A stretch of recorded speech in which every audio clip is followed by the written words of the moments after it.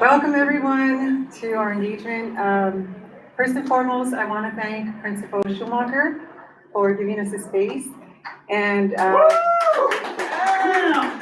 it's a great school, so we're happy to be here. And this is part of our commitment to be transparent and be engaging. And I do want to start off by reciting our Pledge of Allegiance. So please stand and begin. I pledge allegiance to the flag of the United States of America and to the republic for which it stands, one nation, under God, indivisible, with liberty and justice for all. Thank you. Have a seat, everyone. We do have a Spanish translator here, but I am also fluently Spanish. So if you have any questions, I will also be available to translate. And first and foremost, I want to just applaud all our great principals, like Principal Lisa Schumacher, who has accomplished a 5-star rating. And yes, round of applause for that. Thank you so much. Some of the things I wanted to highlight about our amazing District E is that we prioritize community engagement, parental engagement, and we're very proud of that. We've seen the outcomes of that. A lot of our elementary schools are doing great. Faciliades, we have good proficiency rates. I want to list off our 5-star schools very quickly. We have West Tech, Faciliades, Bonner Elementary School, Rogage Middle School, Pidgeot, right? That's it. Kick it. Palo Verde, this one, Stanton Elementary School, Fertitta Middle School. And I do want to thank District E because it is known for our upscale community contributes significantly to CCSD budgets. It amplifies resources for undersourced areas. It's allocated $50 million in federal Title I funds for low-income schools, $10 million for literacy interventions, with 70% directed to high poverty areas outside of District E. I've always advocated and ensured that all children, regardless of their family's income, deserve access to quality education. And I know this district maybe doesn't hear it often enough as it should, but I want to say thank you for allowing those resources to be spread out throughout our valley. So do you want to, questions? Yeah, I like going straight to the questions, like no monologue for me. Let's just get to the good stuff. We had someone who was going to talk on, what was this? The discussion for the upcoming strategic plan. Do we have someone discussing it? So I can do it. Sorry about that. My name's Kelsey. I'm from the community engagement. Kelsey, you want to use this microphone? Yep. My name's Kelsey. I'm from the community engagement team. Some other team members are going to be here tonight and they couldn't make it. But essentially, the district, if you've been to these meetings before, which because I see several familiar faces, so I know a lot of you have, the school district and our superintendent, along with our trustees, are going to be designing our strategic plan for the school district. So that will lead us over the next several years on how this district is going to go. And they don't want to do it in a vacuum. So the important thing is that we get community input on the strategic plan. And so at every single meeting so far, and that might change, we are asking for your input. So essentially, if you scan the QR code, you'll be asked a singular question, and it essentially asks if there was one change that CCSD could make that would make you proud, what would that be? So if you can take a second to go ahead and fill that out, that would be awesome. We usually pause for a few minutes to allow that. If your service is wonky in here, you can also just jot down this URL for later. There is a destination district survey that went out this week, and it will continue to be rolled out. That is a little more in depth, and this was kind of part one. That second survey that went out this week is more part two. So you'll start to see that, and that one is a lot more comprehensive in trying to get the community and families' feedback on where the district should go from here. So if you have a second while you're here, scan the QR code. We'll wait just a couple minutes, let you fill it out, and then we'll keep going. If you have any difficulties, we can talk after as well, though. Cool. Thank you, everyone. And I did want to follow back on the key factor that I believe has led to a lot of the successes that we see in our schools here in District E, and that is family engagement, parental involvement. And we do have here in Clark County School District a wide variety of opportunities to be engaged. And I do want to list those off. The district-wide programs and workshops like University of Family Learning, which is a series of classes and workshops for parents and families on topics like parents as teaching partners, navigating the school system, family wellness, leadership, advocacy. We have family academies, super Saturdays. I mean, all of those other engagement opportunities like committees and advisory groups that you can contact the district and try to be a part of, events and school functions, volunteer community involvement opportunities like classroom and school volunteers. Those are opportunities to assist teachers, supervise activities, chaperone field trips. Please check with the school admin to see where you can be helpful. And also PTA, PTO, or SLTs, I should say, is the correct wording for that. Specialized support programs. And again, you can find more information and your opportunity to sign up for these opportunities. You can email familyengagement@nb.ccsd.net, I'm sorry. And we will kick it off with the questions now. So if anyone has a question here, we'll alternate between questions here and the ones previously submitted. So feel free to go first. Good evening, trustees. First of all, I'd like to thank you for your service. My name is Elena Fabunan, and I would like to address this question to Trustee Biassai. As a leader and a role model for students who watch how adults handle conflict, what specific actions do you take to model civility, collaboration, and respect, especially when conversations become politically charged? Your public posts on X, including reposts from partisan figures, public criticism of CCSD employees, and content referencing groups like Libs of TikTok, have raised concerns about whether this behavior reflects CCSD's governance standards for trustees. When you took your oath of office, you pledged to serve all students in a nonpartisan capacity. How do you ensure that your personal beliefs or online commentary do not undermine that oath or erode public trust in your ability to lead objectively on behalf of every student in our district? So I'd appreciate your response. First and foremost, thank you for coming here. And I do wish to lead by example that although you may not agree with my views or I don't agree with yours, I respect that you're here and I'm willing to have a conversation.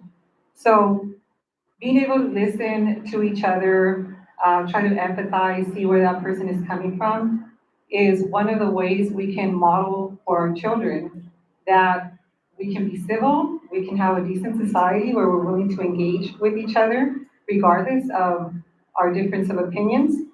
And freedom of speech, I think we can also show by example that it doesn't necessarily mean that you have to censor yourself, change your views, or feel silence just because you have strong convictions. That's one of the freedoms we enjoy in our beautiful country. I can't change your views the same way you can't change mine, but we can be respectful towards each other. And I will continue to express my opinions and my views. I was elected for them by a majority, so those will remain the same. I'm glad to discuss those at any other time if you wish to further engage. But yes, that's the way, by being civil, respectful towards each other and willing to have conversations is the best way, I believe. Thank you for that, and I completely respect your right to your personal expression. That's not in question, but trustees are held to a governance code that requires impartiality and professionalism. Can you share a specific example where you intentionally set aside political views or personal alliances to make a decision that benefited all students? Or were you actively de-escalated division to refocus the board on student outcomes? We do it at every board meeting.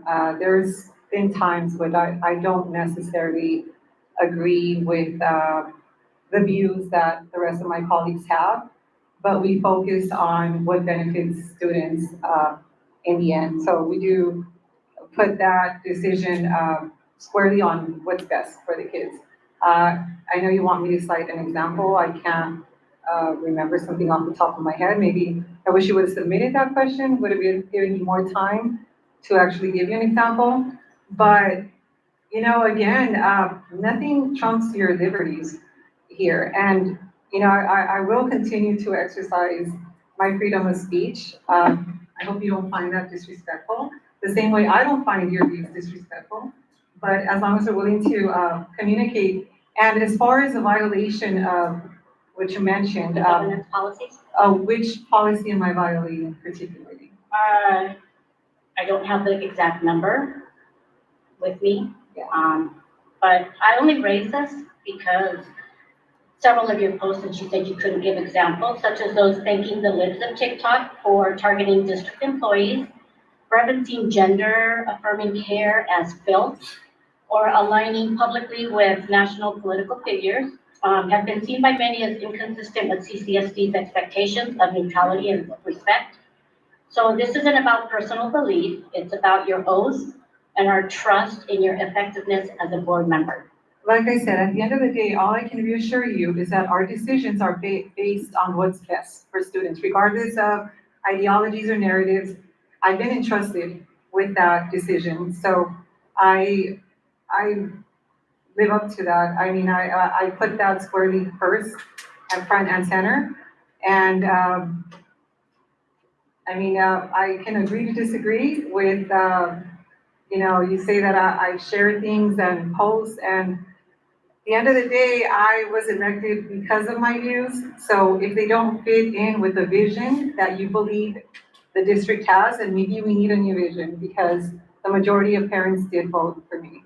And if I could just add one thing, I know. I respect your input, Trustee Adams, but this is specifically for Trustee BSI. Yeah, and it's, She's and in one, my district, I so I appreciate it. appreciate that, yeah. One, So we finally, are a team, we're a team, and so I we understand want to that, make but sure that this we're is, working together. and I'm here as a community member, and Yes. she is, and I knew this would happen, so I would like to finish, please. And what I'm gonna ask is that we respect- can move along, because this has now been, Yeah. like, we have several Well, people okay, who want I'm to gonna engage. finish off this, so finally, So can we as one give of your that a chance to ask 2 constituents, questions? as Can we one of have your- others be able to ask yeah, other let me questions? just finish up right here, thank you. I'd like to ask Finally- you to stop that one. I don't have another question, I would I just know, like but to you had finish. 2, and the rest of the room said 0. Okay, and we only and had 75 I'm taking minutes. time out, so I would, And I know, but can you, maybe when the room as is soon as I done, finish, when yeah. the room is I'd done, be can more you than come back? happy to- As soon as I finish, thank you. Instead of wrap it up. So finally, as one of your constituents from District Group D, I've requested a one-on-one meeting with you several times, but I haven't received a response.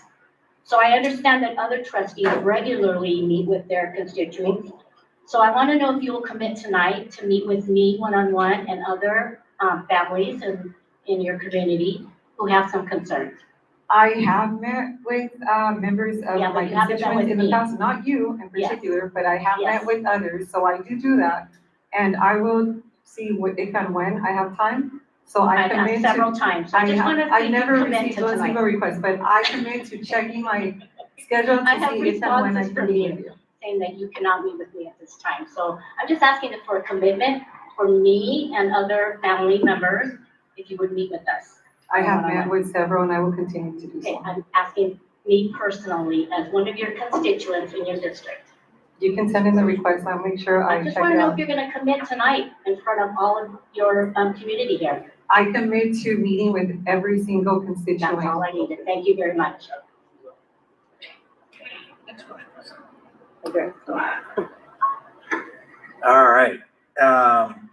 We want to move to a question from a submitted question. The first one here asks, why are we promoting students who can't read, write, or do math when we are losing students? How do you see CCSD will implement all laws passed in the 2025 legislative session? So I know we have a promotion criteria that all of our school leaders use to make sure that they are promoting, and that, you know, we trust our team to design our promotion pathways in a way. I know Dr. Welsh and team are reevaluating how we are looking at promotion to make sure that students are prepared to move on to the next grade. So that's the reason why, you know, what we did previously is not what we're going to do moving forward. But, you know, we've asked Dr. Welsh to examine what that looks like so we can make sure we do better moving forward. And then how do we implement all the laws? You know, we hold Superintendent Ebert accountable to understanding what was passed and then making sure that she is following those rules consistently. And so part of our responsibility is to evaluate her fairly based on what was done and what was not done. So we have the first opportunity to evaluate Superintendent Ebert coming up this spring. So we're excited to be able to give her a fair evaluation based on her performance from this year. Right, and I do also want to say that raising our standards for our kids is so important because I know that during the legislative sessions, they talked about Read by 3, which Governor Lombardo really supports and signed into law. So one of the things that was mentioned by people opposing it was that what would it do to the self-esteem of our kids if we retain them? And what I said is, what would it do to the self-esteem of our adults? Once our kids become adults and they are not meeting the challenges in the workforce because we kept promoting them when they weren't meeting the standards. So by all means, we have to make sure that we don't keep promoting kids that are not completing academically the standards. So I am a big proponent of Read by 3, and I think we have new leadership. I really trust that Superintendent Ebert is going to continue to implement those requirements. And the last thing I'll add is it's a complex issue as well, right? So, you know, while the standards are not arbitrary, there's a standard where we recognize that a third grader has read proficiently, where a third grader has done math proficiently. There's also the issue of age, right? Like, you know, I'm a parent of a 14-year-old, and I would feel uncomfortable if in my 14-year-old's classroom, there were 19-year-olds in that same classroom, right? So there are challenges that come with if students aren't prepared to move forward and we continue to hold them back and they're not demonstrating proficiency for whatever reason, and they're still allowed to be in traditional school settings, which then says, okay, well then how do you create a new school setting? That also creates another set of its own challenges. So none of these issues are without their pros and cons, and there's no single answer that's going to say like we do it this way and then everything will be right. I think it's going to require a lot of complex decision making to think about what does it mean when a child is too old? What does it mean? You know, there are a set of circumstances if a child has not been able to show their proficiency by X amount of time. How do we provide them with the very special needs that they need, or special education that they need, so that they can continue to progress? How do we make sure that all students are getting what they need in the right time frame to ensure that they can still be successful? So, any questions from someone here? you can go here. I don't necessarily, can I just speak? We don't, well, no, because people can't hear online. Okay. Yay, you gave me the microphone, so kind of you. Okay, slightly lighter question, the last one, kind of really geared towards both of you, so that's nice. I was a teacher in CCSD for 7 years, and as a teacher and a parent, I see something that sometimes frustrates me. I often heard that we need teachers and administrators that look like the students, and when they're talking about that, they're specifically trying to highlight how we need to get more minority administrators and teachers. I don't want to say like the word minority, but whatever, you know, black and brown teachers is what they're talking about. Again, I apologize if that's the wrong terminology.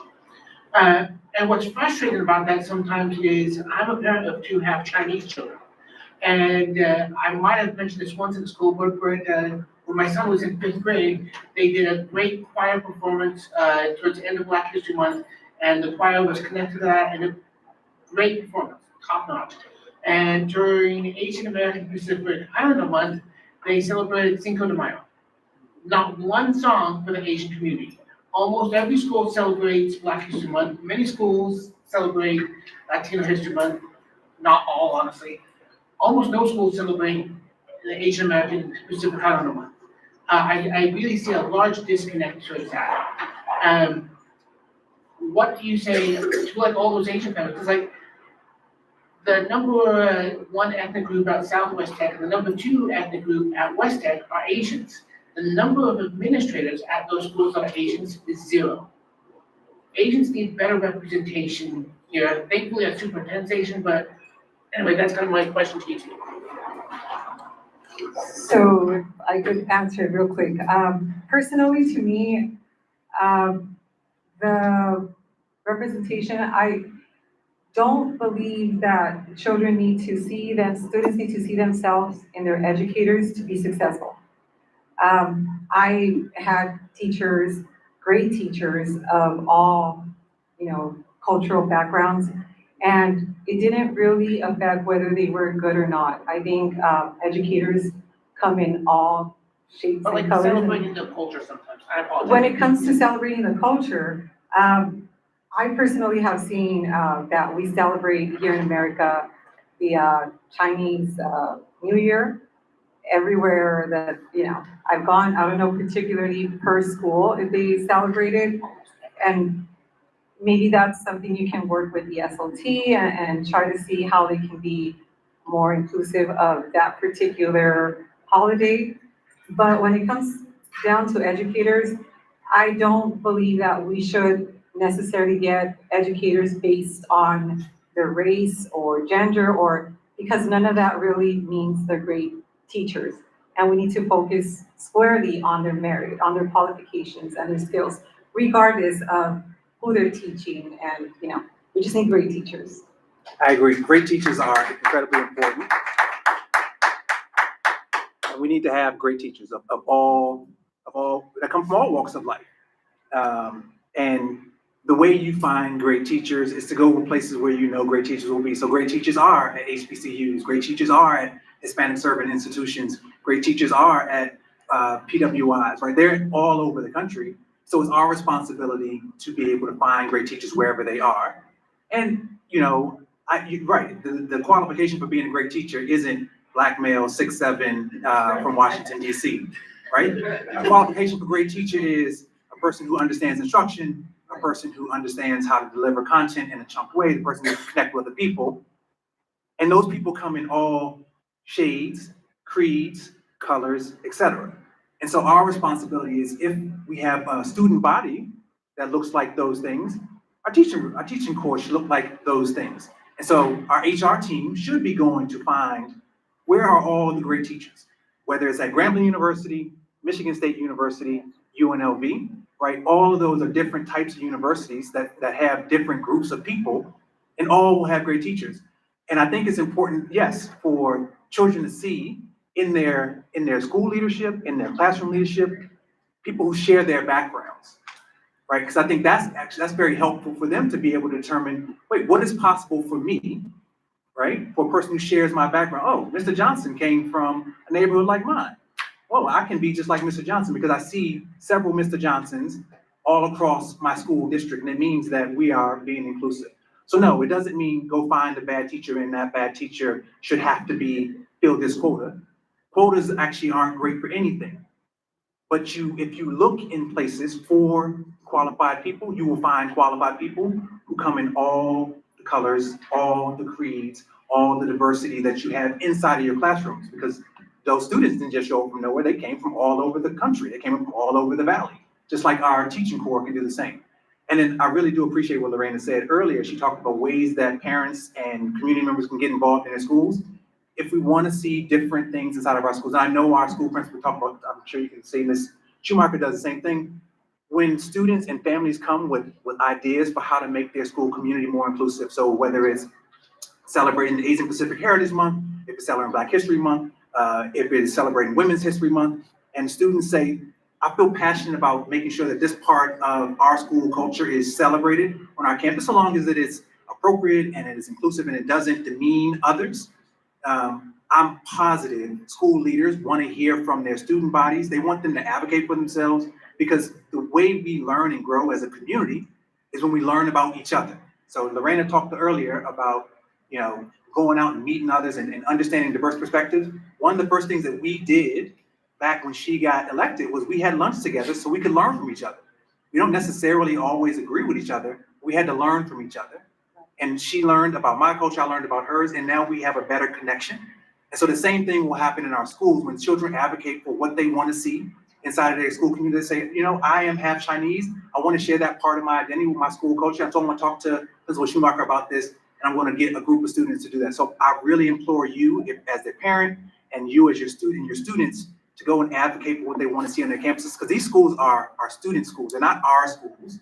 Our students are the ones who are going through this experience every day. And so we want them to be prepared to advocate for what they want to see, so they can kind of create that, they can have that practice, so then they can create that, they have that same civic engagement and can create that in their communities once they're done with school.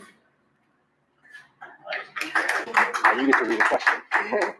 So for the second question submitted, it says, there are 3,744 temporary employees in the district, according to HR data online. Why is this number higher than ever and continuing to climb? How many of those are TFA, which is Teachers for America, who are dramatically undertrained and inexperienced? So one of the reasons that I have heard from teachers that have contacted me is that they feel some sort of teacher burnout. They feel overwhelmed with the system they have to work with when it comes to the workload. Sometimes they don't feel respected in the classroom when it comes to misbehavior, when it comes to fellow staff members. That disrespect carries a long way in their morale. And if they eventually feel like they have to hang up their boots and just call it a day, we don't want that to happen. We don't want those numbers to continue to grow. And one of the things that I really ran on was during my campaign, and I commit myself to that, is making our environment safer for both staff and students, and implementing more safety measures, which the district is trying to actively mediate those concerns. Do you have anything? The second part of that question, I don't know the exact number of how many TFA teachers are currently in. How many are there? 130. So 130 teachers out of, well, let's round down. We'll say 16,000 teachers in the teacher force. That's less than 0.5% of the teachers. And those are first and second year teachers. Yes, many of the current teachers who are under the current contract with Teach for America, they'd be first or second year teachers. And then those teachers, many of those teachers go on to not only stay in the school district as teachers, but they also lead in our schools. So for example, the principal at Foothill High School was a Teach for America teacher who's now been here for over 20 years. The principal at Cimarron Memorial High School is also a Teach for America alum. So those teachers, they not only stay in our community and continue to lead, but they stay in our school system and provide additional value. So and the second part of it, while their training is not the traditional training, they go through an alternative route to licensure, which many teachers in our district have gone through, where they have the opportunity to get their master's degree and the teaching certification from UNLV while they're in the classroom. So they are not doing anything that's outside of the bounds of what traditional teachers are doing in our community. So this is another way. We talked a little bit earlier about how do we find really great people. We find great people by going out and recruiting. And so Teach for America goes across the country to universities in our part of the country, across the country, finds those teachers, they bring them here, and those teachers come into our classrooms, come into our community, not only stay here to teach, but then they also go on to lead in a variety of other ways. So I don't want people to think that, because teachers have gone through a different route aside from a traditional route, they can't still be effective teachers. And just to piggyback off of that, I do believe we have to raise the standards for our teachers if we're going to also raise the standards for our kids. So we have to always make sure that they are qualified teachers, regardless of where they're coming from. So that's definitely something we're always going to look at. Any other questions here? Well, Can you walk up to the podium? Yeah, so I saw one here, second was Mr. Lee, third was this young lady, and then fourth is in the back.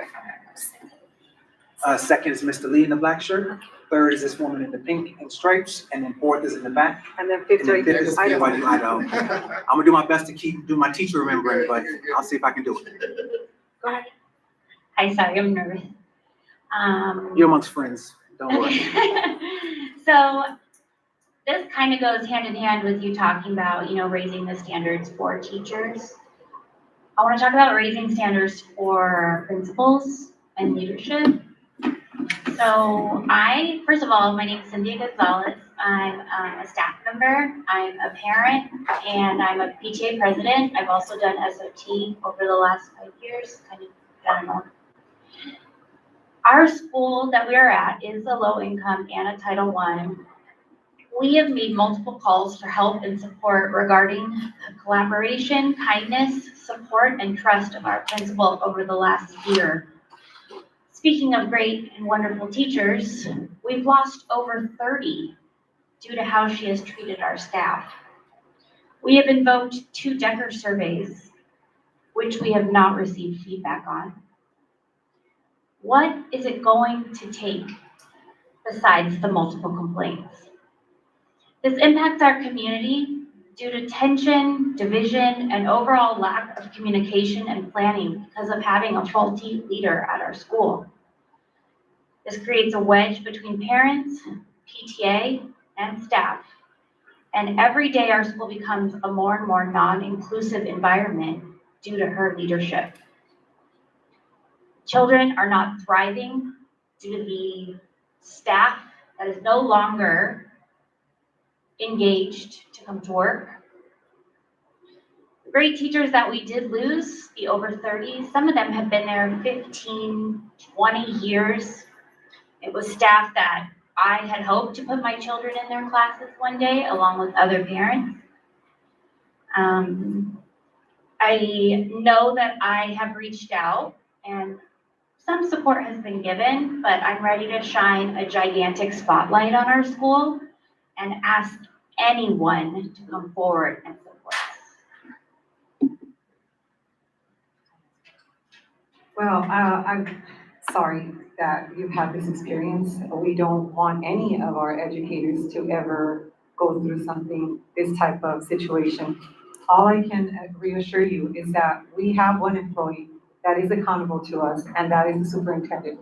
And I trust, we're under new leadership, and I trust that she will follow up and follow through and really investigate and get to the bottom of what the problem is and address it and correct it. And so at the end of the day, what we do is hold the superintendent accountable for her actions. And we will continue to monitor the situation and make sure that it's resolved. I want to let the superintendent know, if she obviously watches this, I have 112 documents, including teachers' letters, people that have transferred and put her as the reason for transfer, parents, grandparents, code of conduct, and multiple pages of examples where blatant racism has occurred, dismissiveness, and it's all here. All 112 pages of work that I put into this is ready for her to look, and I'm ready to answer any questions that she may have. Ms. Gussie, one thing that I would like to ask, you said you were an employee of the school. Correct. I worked at the school for 5 years. I would strongly encourage you to, one, go through the correct channels through HR, and whether you've already done it or not, I'm not commenting whether you have or have not. But that's actually one of the best ways, is having an opportunity to speak to the HR team so that they can then, so if there's a formal complaint that needs to be filed, do that. The other thing, if you are thinking about it from the lens of your wearing your parent hat or community hat, every principal is managed by an area supervisor. So you can ask for that person's name, and then that person is then held accountable. So you should be able to do 2 things: write that person, ask for the opportunity to meet with them, share your documentation, whatever documentation that is, share that with them, and then ask for follow-up. How is this going to be followed up on? So that you can, begin to work. What I would also say is every principal is evaluated. And so while you may not be able to get their evaluation because that's a personnel matter, you can also ask to make sure that these types of things are being noted in their evaluation around their responsiveness or their community engagement. Again, this you want it to be fair in their evaluation. And I'm not saying what you're doing is not fair or what the principal's doing not fair, but everybody needs to be coached. I have a manager, my manager coaches There's a me so I can pipeline. be better. So first, from your work standpoint, go through the HR channels, whatever those might be. And from your parent standpoint, I would ask you to go and talk to the principal supervisor Absolutely. so that they can continue to work with you more closely. And then from that person, there's an area supervisor Yeah. who will manage them if in fact what your conflict is not being resolved through that. And it's gonna take a while, I understand. but it's the And way I for you to I take don't mean action. to cut you off, because I really want to be totally respectful in this setting.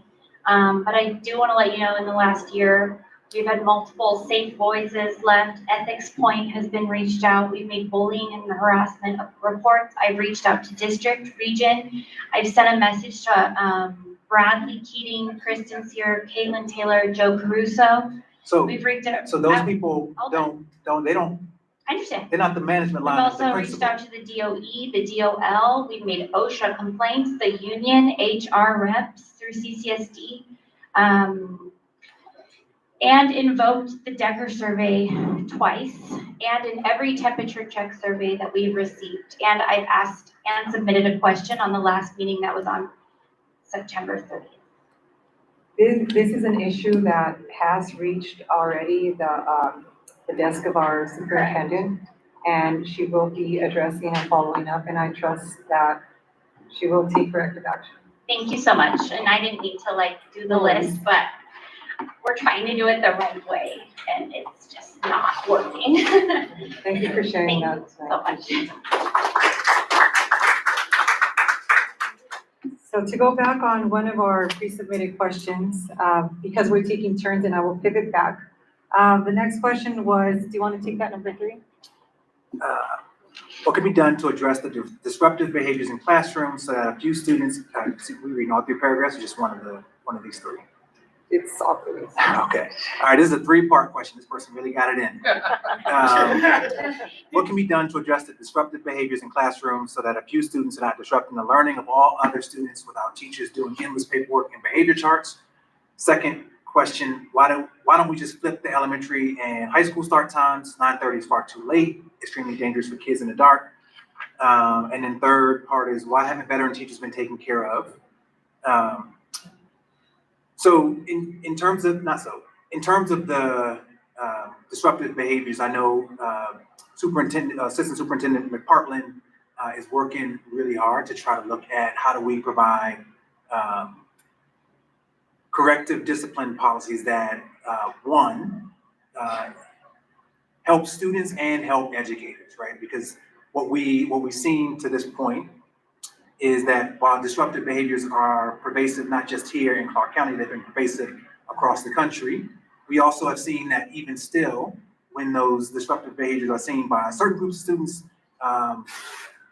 corrective action is more severe for certain groups. And so Mr. McPartland is trying to make sure that we have a fair and reasonable consequence ladder for all students when behaviors are disruptive. And we're getting to the root of what's causing that disruption.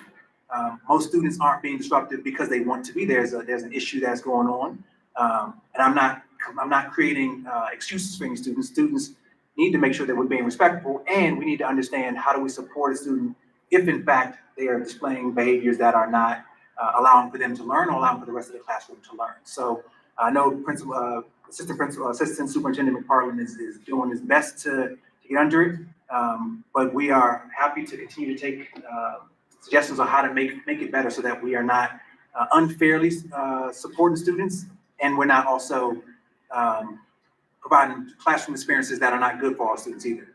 And if I could just cut in real quick, I have heard that claim across our district where we perhaps are too harsh on discipline when it comes to certain specific demographics but I've yet to see that data. I want to see that it's not in direct consequence to misbehavior. And we need to continue to apply it where there is misbehavior, regardless of what race, ethnicity the student is. We need to maintain a blind form of discipline because the standard has to be the same across the board for all of our students, the expectations. And I'm leaning in now to the START program. I think, I don't want to see our students leaving our campuses because they do need to continue to be educated. And we do have that responsibility to educate all our kids. So with the START program, they can remain on campus, but if it's implemented with behavioral specialists, there's a system where they can be separated from the rest of the students and they can work their way back through structure and gaining that trust and credit to be reintegrated with the rest of the school. So I think there is a way to get kids back to behavior that's acceptable without necessarily having to remove them completely from the school. But they also shouldn't remain in the classroom, disrespecting the teacher and disrupting the rest of the education for our kiddos. So I do agree with that. The second question was, why don't we flip the start times around? I just think we have more kids that are in elementary school, so that would only mean that more kids are going to school at 7 a.m. as opposed to our high schoolers. So flipping it around doesn't seem like a good solution. I wouldn't want to see kids that are walking, that are younger in age, walking to school and during rush hour, and now we just have a majority of our kids at 7 a.m. out of their homes going to school. So I'm not completely in favor of that. I don't know how you feel about it. Yeah, I mean, I don't know that we'll get this is gonna be operational nature, so the superintendent will make the choice, like based on Yeah, this is the a cost, discussion. what it requires. And I don't think it's gonna be as simple as just like swapping one for another. There are a variety, there are like a number of variables that have to go into this decision. So it's not gonna just be, okay, we'll move part A to part C and C to part A. There's gonna have to be some blended model of something that has to happen, because yes, we don't want all of our students automatically going to 7, but at the same time, it's a little untenable for our high school students to continue to have classes that start at 6:35 a.m. That's not a great learning environment for them. So there's going to have to be a medium that gets met there. And just if I could just one more thing about the behavior. Well, yes, I want the system to be blind as well. I want it to be. I want all behaviors to be addressed equally and fairly.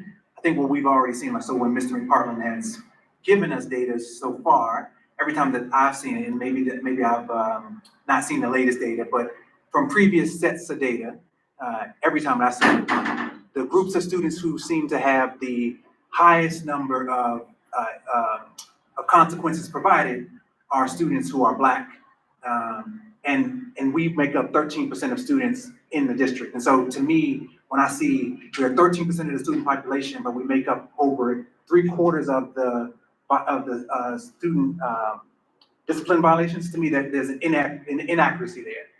And so I don't think Black students are inherently more create more conflict inside the classrooms. And so to me, that's the first thing I think of is it being actually demonstrated fairly? If it was 13%, if we made up 13% of the discipline and we're 13% of the students, I would say yes, it's being distributed fairly. We're generally making up, this is the same number of students who are being disciplined, is the same number of students who are in the rooms. What we see is more than 3 times the number of students who are receiving consequences than there are the number of students. There just may be some things that we need to look at as adults. It's like, why are these students being disciplined so much more than any other group of students? Just have to make sure that it is in direct result to misbehavior.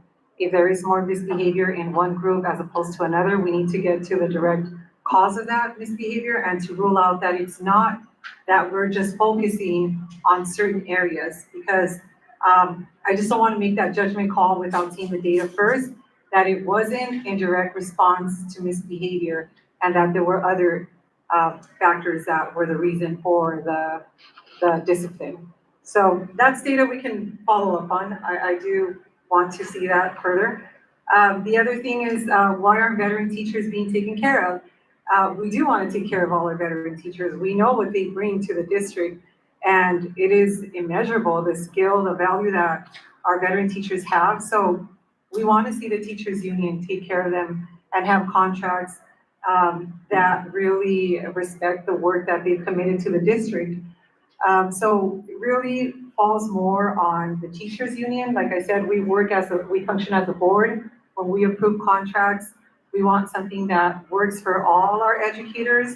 And if these are gaps, I mean, that's something that should be brought to the attention of the teachers union and ultimately make their way to us where we can further analyze that. But I know that we respect our veteran teachers and never want to see or, see that they're not feeling that they're respected in our district.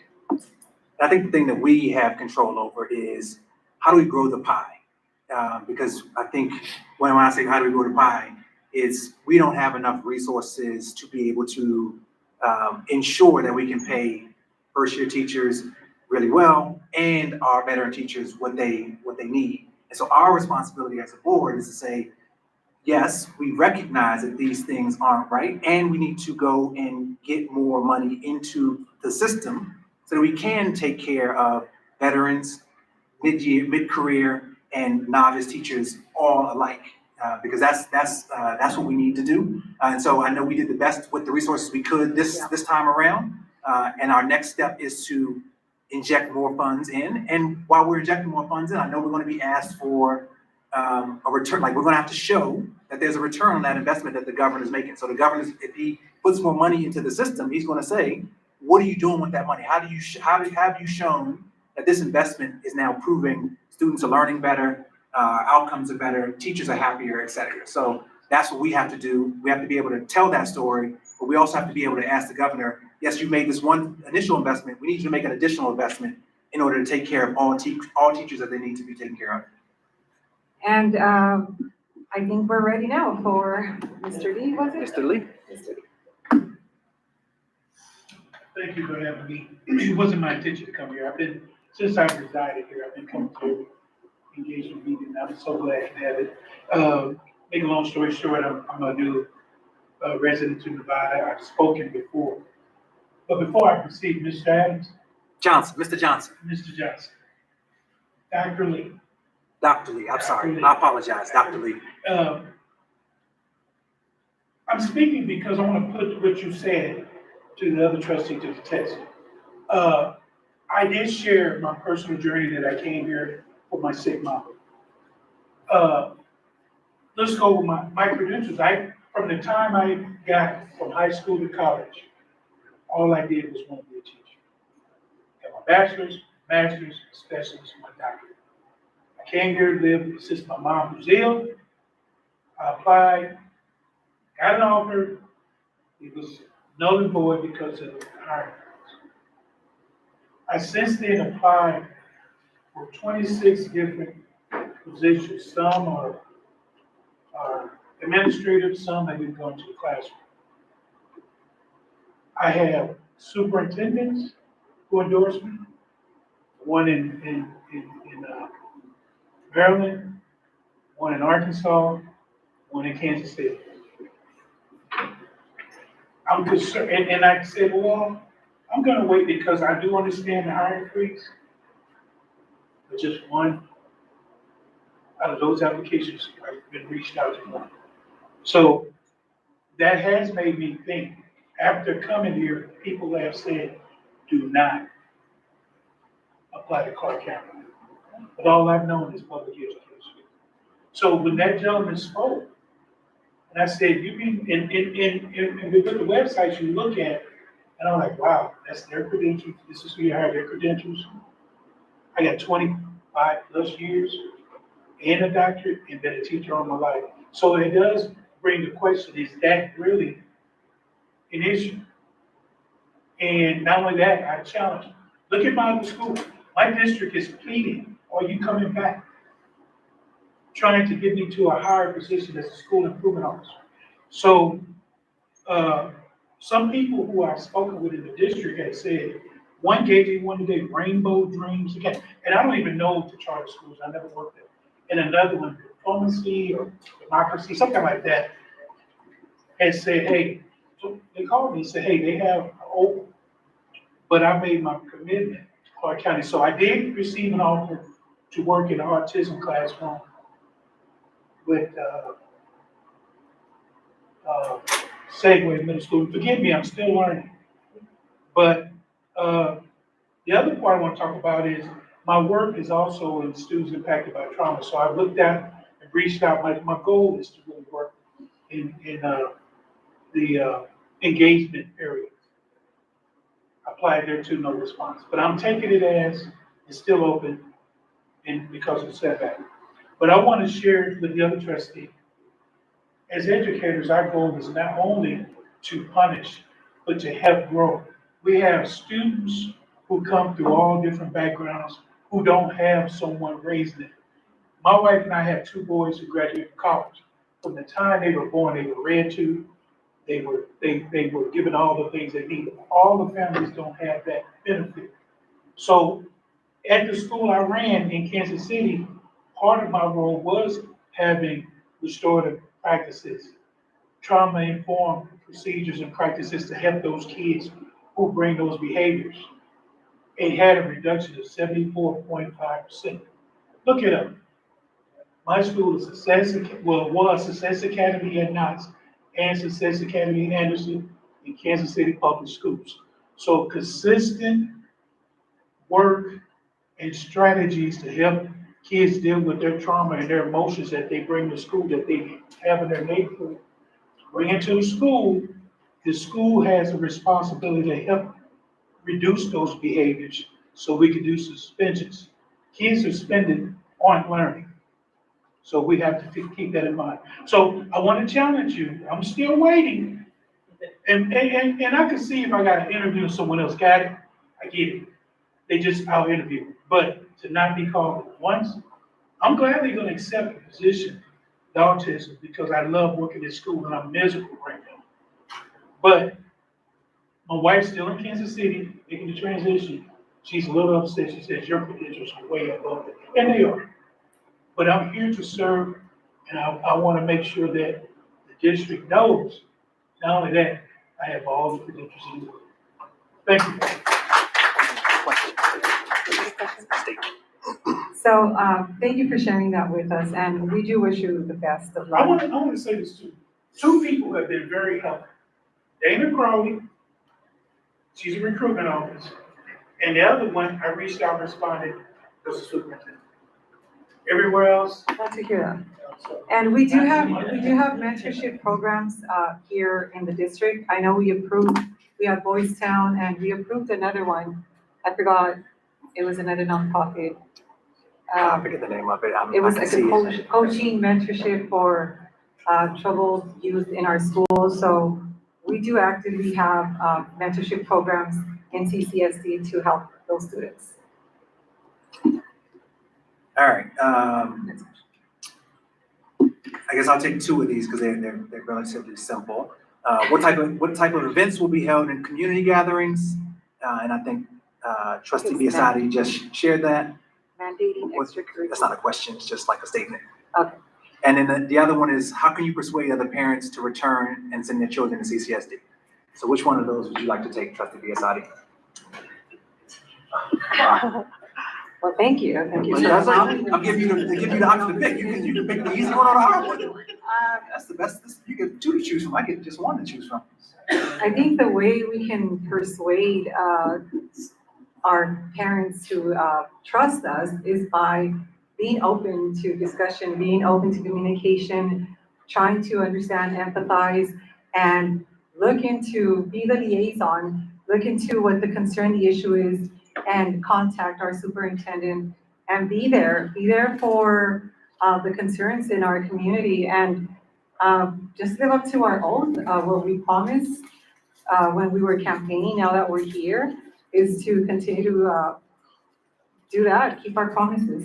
And the other thing I think we can do, really, if I'm a parent and if I were choosing where to send my child, like you all are engaged community members and or parents, I would imagine you want to see what schools are doing well and what are you doing if your school is not doing well, and how do I get engaged with that? So my responsibility is to talk about the ways that we are doing well, the ways that we are growing, the areas that we're putting investments in, so that you as a parent feel comfortable knowing, well, if this school isn't there just yet, I know that they have a plan to get to the place where they're going to go, and this is how they're going to get there.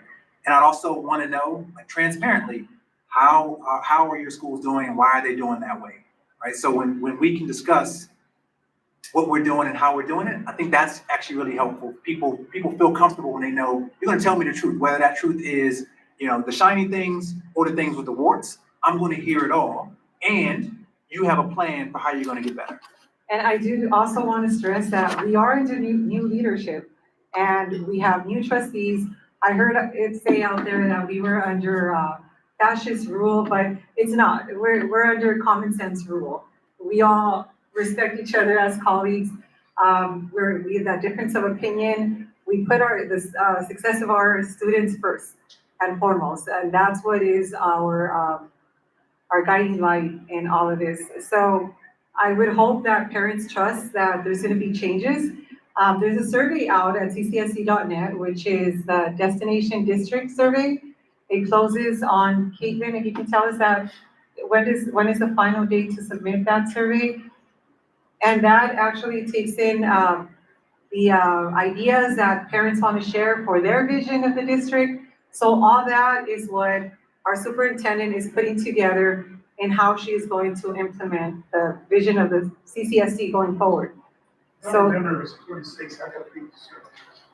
Okay, We'll take this young lady in the pink sweater who's been waiting. You still have your I question? think we have Idaho, and then we have. No, Idaho was number 5. I think in the back. I was number 3. She was Okay. number 3. Glad you got a sense of it.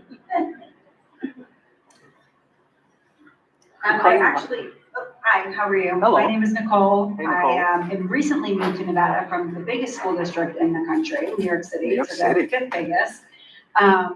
I have a question. You guys both mentioned the raising the standards of the students and the teachers, and I agree with both. And I think teachers in this district have an incredibly hard job due to lack of resources, in my opinion.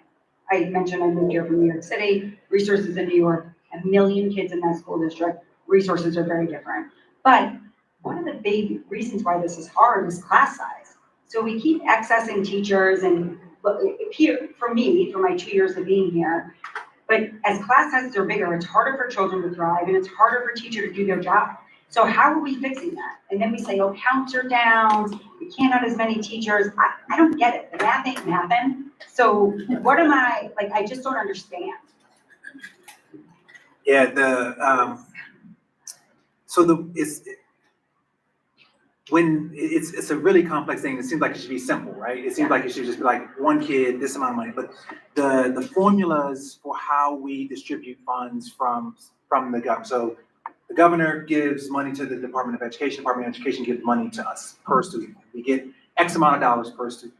And then in addition to that, you know, there's a bit of a multiplier depending on the circumstances of that child. So the child is learning English as a second language. So I'm describing this not just for you, but for the full room. So anyway, the multiplier is based on different circumstances.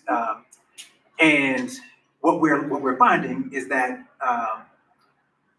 enrollment isn't the same. It's not evenly distributed across the district, which makes it one challenging to be like, okay, in this place we will have this group be over, have more students and less. Like the way that students are under enrolling in schools is not uniform. So that makes it challenging in and of itself.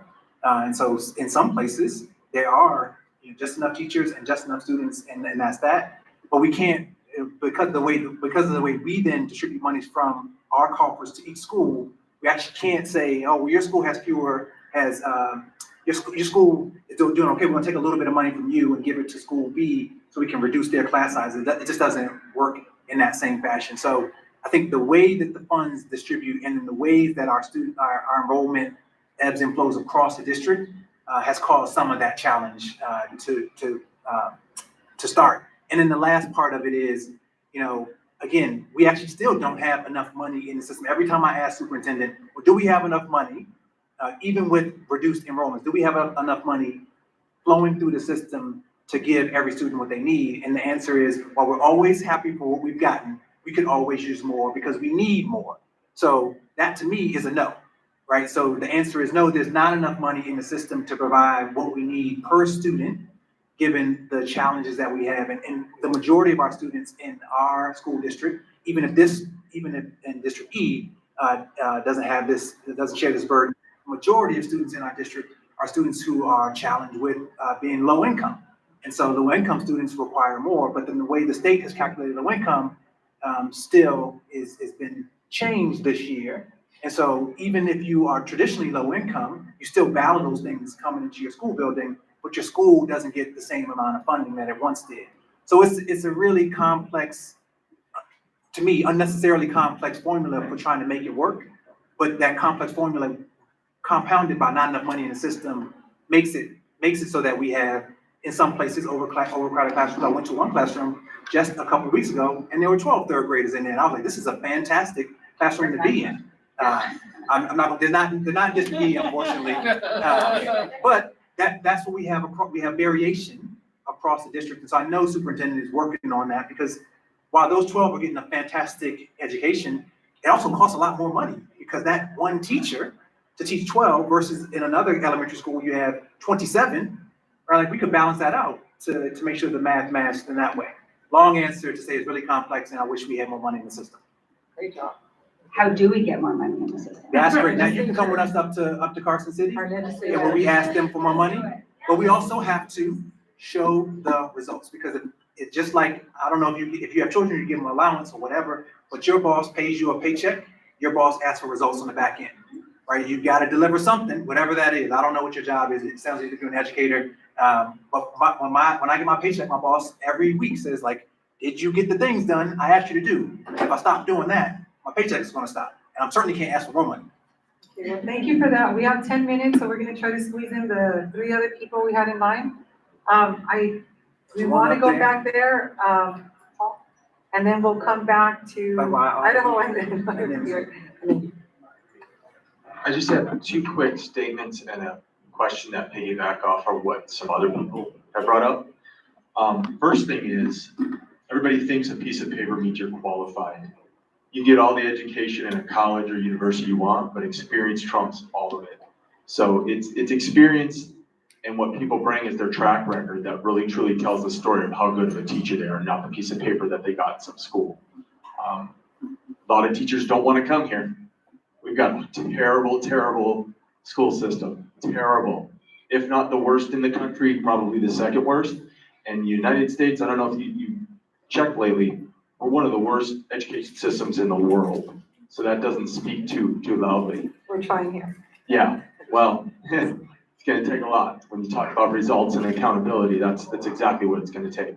The second statement I have is, I know you, Lorena, personally. I've seen what you've done prior to being on a trustee on the school board, and I know you've seen huge violations from school board members. It would have been great to have some support of people from, whether it was this district, another district, that maybe their members weren't the ones causing the problems, that were there to support us and say, you can't do that. That's against the ethics. That's against the rules. I mean, physically violated and thrown out because they took away your right to speak on your time. So my question actually is, in regards to that, what is the school board doing now to make sure that those violations are not going to happen again? Because we've seen far too much of it in the past, with our time of speaking in front of the school boards being taken away, and then the brown coats throwing us out physically and threatening to trespass us when we were not doing anything wrong. What is the school board doing to make sure that stuff doesn't happen again from an ethics standpoint? We have new leadership. We are no longer under the same superintendent. The trustees in question at the time have basically all been voted out or have resigned. I think we weren't here during those times. They were very contentious times, but we do hold each other accountable. I think everyone is seeing a different face of this board, where we actually try to be civil and respectful towards each other, regardless of the differences of opinions. But yes, we lived through some serious violations, but the community saw them and showed that democracy still lives, that we can replace those representatives with ones that the community feels reflects their concerns. So we have to keep moving forward in that direction. Make sure that the trustees are people that still continue to reflect the values of the community.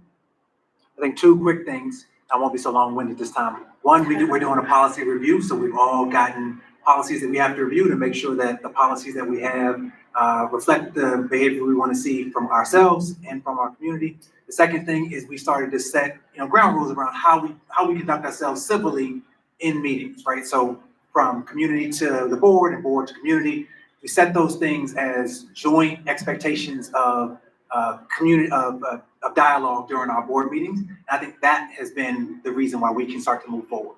And I think Irene Bustamante Adams has done a great job also in being that peacemaker and letting the board continue to flow just in a very positive way.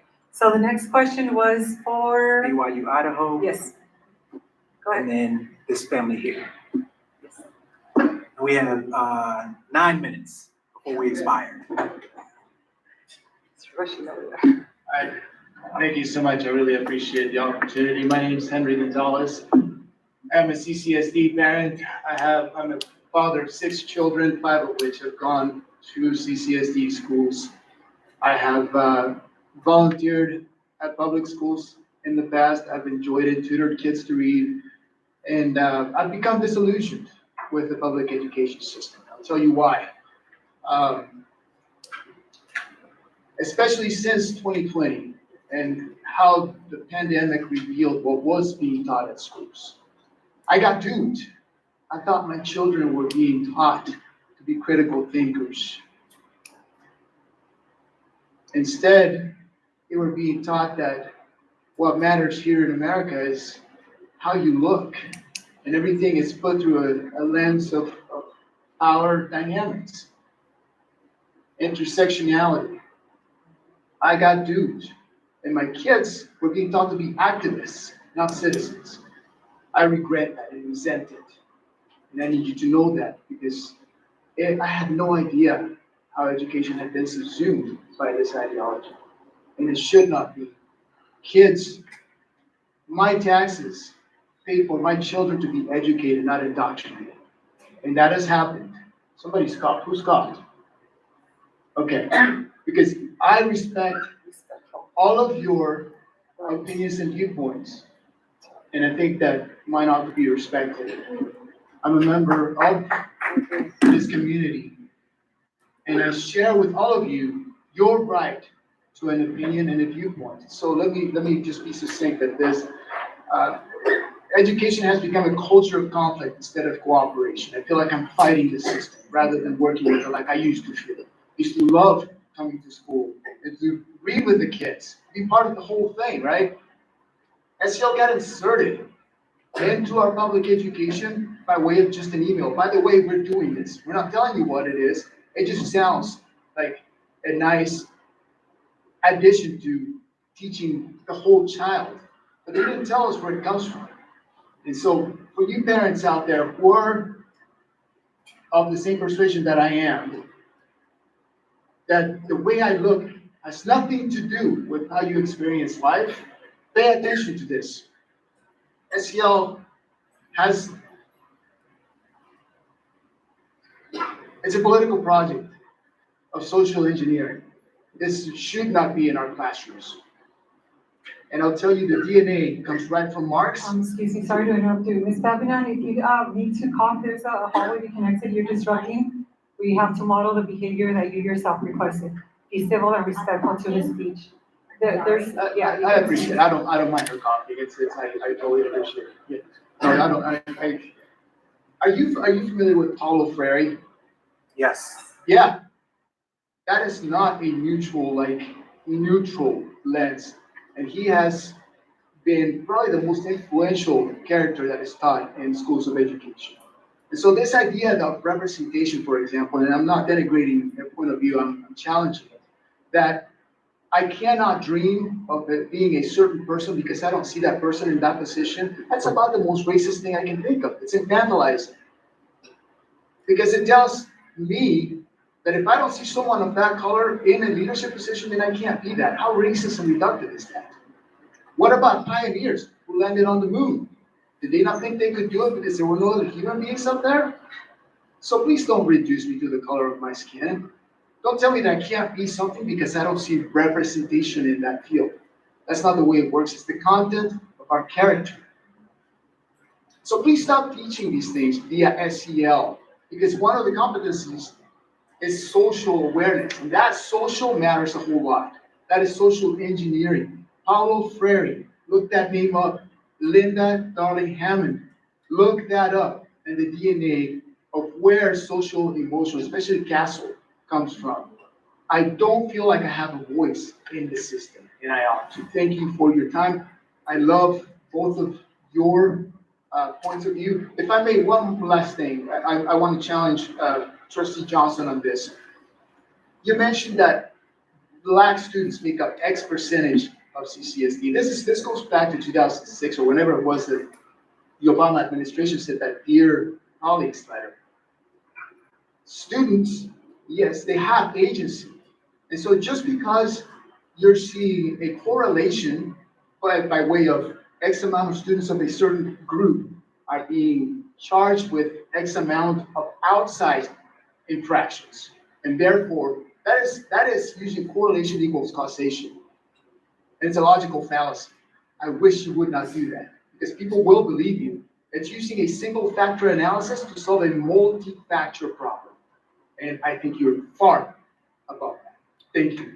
So I appreciate the debate, and it's always helpful to have varying points of view. I don't think that I said that it's causation. I named that these two things are true. And so for me, it's important to investigate further. And when that's been true for several decades, to me, it means that it's a trend of some sort. And so while I don't know what the root cause of it is, I'm a person who appreciates data, and I look at it quite frequently, both for work and in my personal life. Those things often tell a story, especially when I'm trying to be as objective as possible. So my apologies if I've been no offense. I wanted to make sure I was making it myself clear. This is where I can use my And I voice. want to say thank you so much. I relate so much to you. Thank you for being a fighter. There have been a group of parents that have been fighting the same fight, that saw the same things you did, and which is the reason that I decided to run. And now I'm on this side, and I want to keep being that voice for parents like yourself, because I agree with so much of what you said.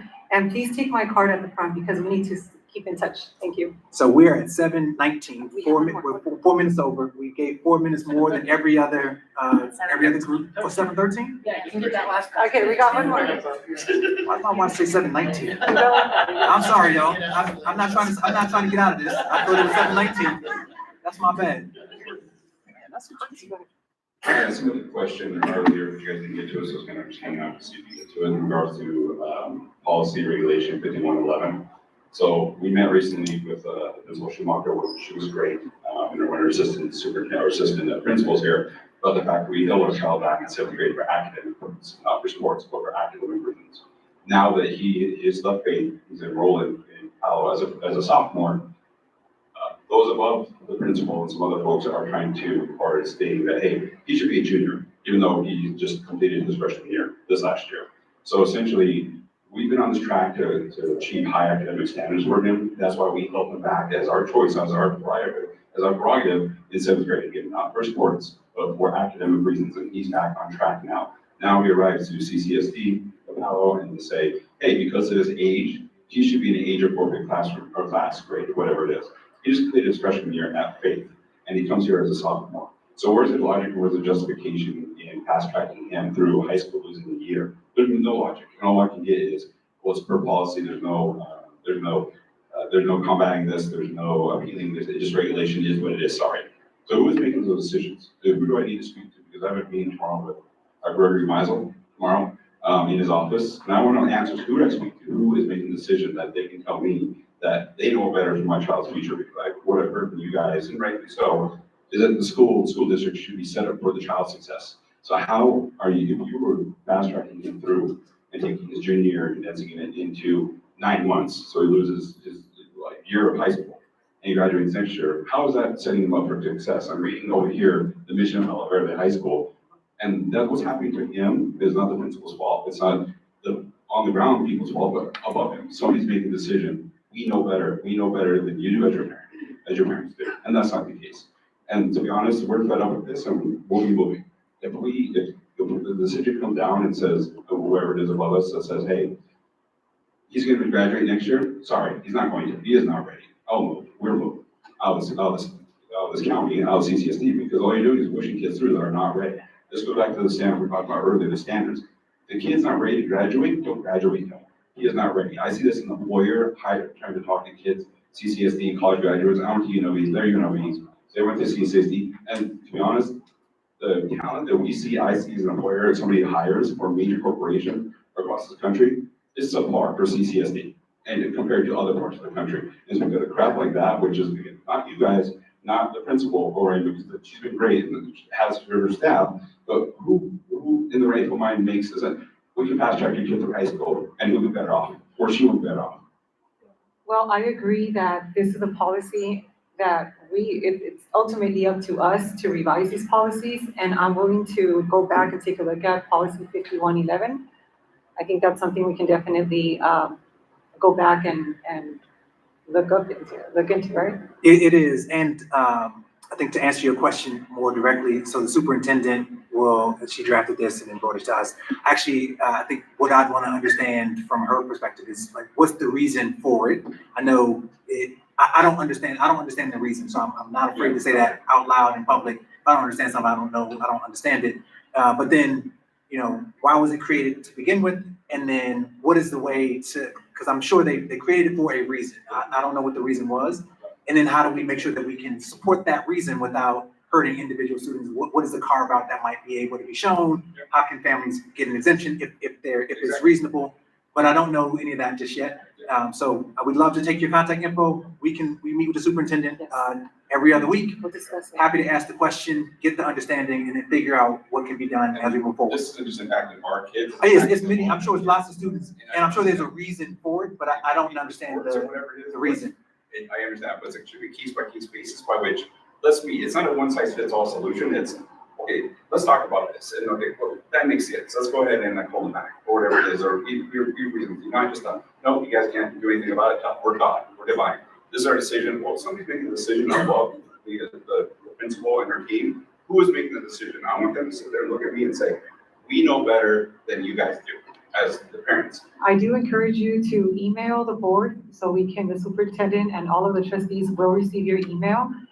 It's on Let's Talk, go on ccsd.net, and I encourage you also to please take my card so we can follow up. Thank you. So I did email Johnson about a month ago. I'm sorry, I And didn't I never respond. got a response about it, and I did speak with trustee Ramona, she was great, she sent me the policy. But aside from that, like every other response has been like, nope, this is the regulation, and this is it.